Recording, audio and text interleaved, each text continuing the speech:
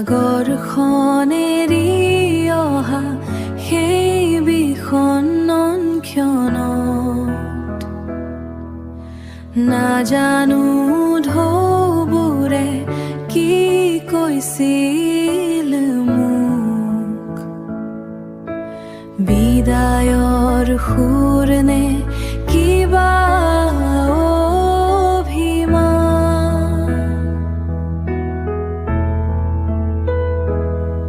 নে ক'ব নোৱাৰা হাজাৰ নুবুজা